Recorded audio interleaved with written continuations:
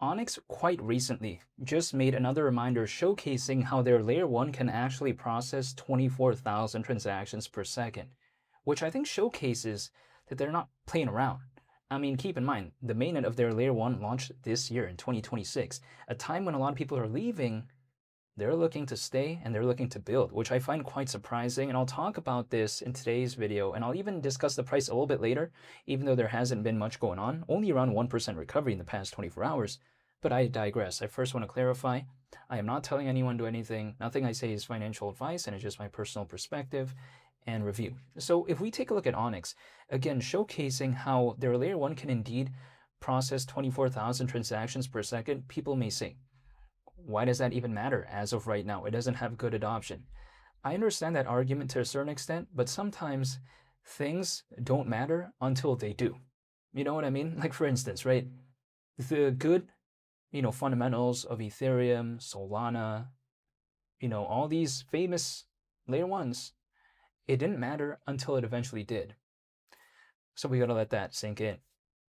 Things usually don't matter until they do. It doesn't mean they will, but I'm just saying, these are quite impressive statistics, because if we take a look at it, this gives this notion that Onyx actually treats this type of stuff seriously. In a sense where if we take a look at their layer 1, initially it was kind of viewed as a joke because they launched the testnet last year, people said it wasn't good timing, and then they launched the mainnet this year, they also said it wasn't good timing.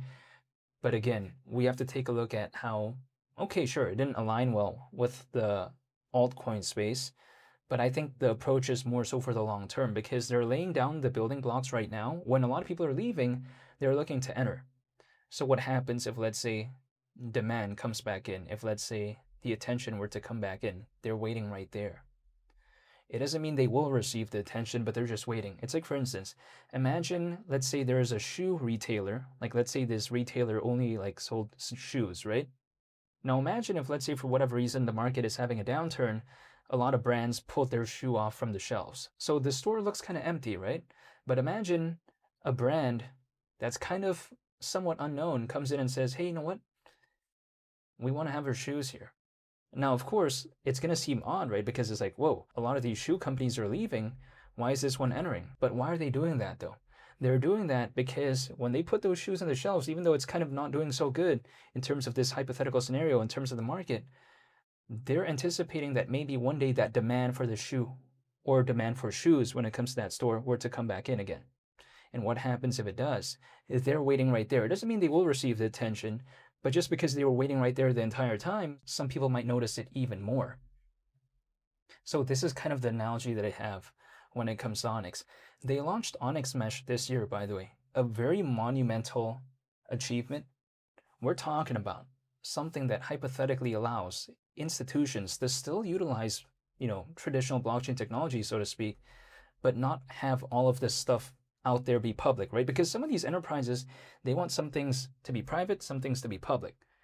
So again, Onyx Mesh is kind of combining the best of both worlds, so to speak, in a sense where they're allowing these enterprises to still, again, use the Onyx Layer 1, but not necessarily have everything out there. That's quite revolutionary. Now, is the adoption the best? Absolutely not, but I'm just saying still, at least they're putting the options out there. It's kind of no different, like let's say I open up a gym and I have a lot of different equipment. Of course, there's going to be a treadmill, the squat rack, the bench press and all this. It's a little bit no different because by doing that, it's allowing for people with different, preferences for exercises to still go to the gym and have a lot of options. So I think that's what Onyx is trying to do, creating these options. Not to mention, we have to consider 10% of the gas fees when it comes to Onyx is burned on their layer 1. And Onyx is literally used for gas fees on the layer 1, right?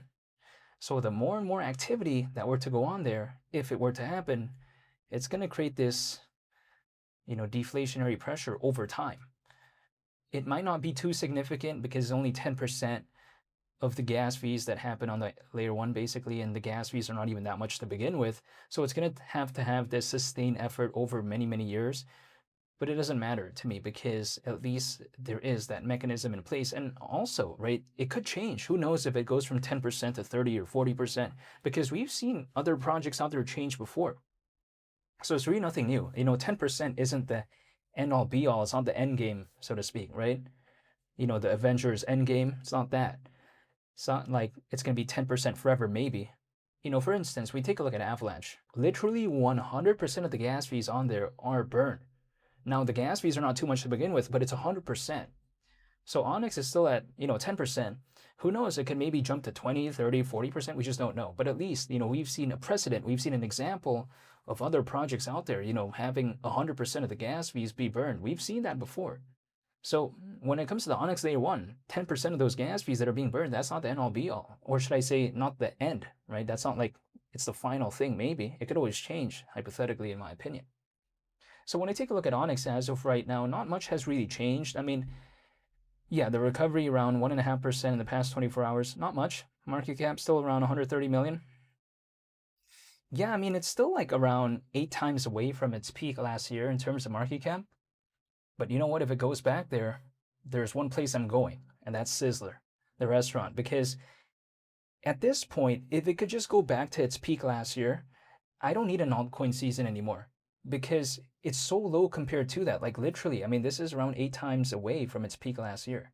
So I don't even really need an altcoin season anymore. If it just goes back to its peak last year, I have nothing to complain about. Will it though? We'll wait and see.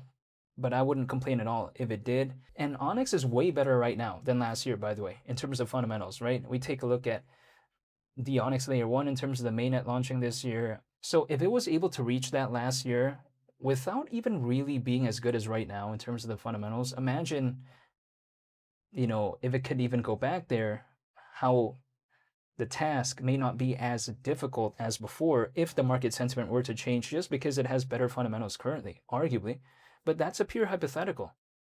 But if it was able to reach that peak last year, like with fundamentals not being as good as right now, why can't it at least do that again? I don't know, right? I mean, it wouldn't surprise me.